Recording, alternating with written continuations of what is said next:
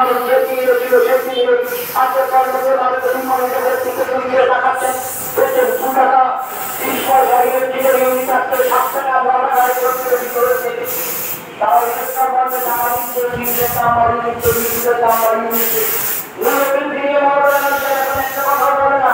কত ইউনিটের সরকার থেকে সমস্ত করে না সবাই বলছিলেন জিনিসপত্রের মূল্যবৃদ্ধি হচ্ছে পেট্রোলের মূল্যবৃদ্ধি হচ্ছে আমরা সরকার থেকে সমস্ত তুলে দিলাম গ্যাস 413 টাকা হয়েছিল ডিজেল 55 টাকা পেট্রোল 71 টাকা মমতা ব্যানার্জি সমস্ত তুলে দিলেন আজকের মূল্যবৃদ্ধি নিয়ে একটা কথা হবে তার কারণ সরকার এবং নরেন্দ্র মোদী এখন বিদ্যুৎদের রয়েছে এর সরকারি নরেন্দ্র মোদীর বিরুদ্ধে কথা হবে এর সাহসের কার্যক্রম এরা সবে ভারতীয় ক্ষেত্রে ইন্ডিয়ার ক্ষেত্রেই হয়ে যাবে একটা নিয়ে কাজ করে এই নরেন্দ্র মোদী করতে দিয়েছে সেখানে হচ্ছে যে না আমি করে করতে চাই আমি আলাদা করবো আজকে আপনাদের ভাবতে হবে আপনাদের চিন্তা করতে হবে এই যে কংগ্রেসের সময় তৃণমূল কংগ্রেস রয়েছে তৃণমূল কংগ্রেসের লড়াই করতে কোথায় তৃণমূল কংগ্রেস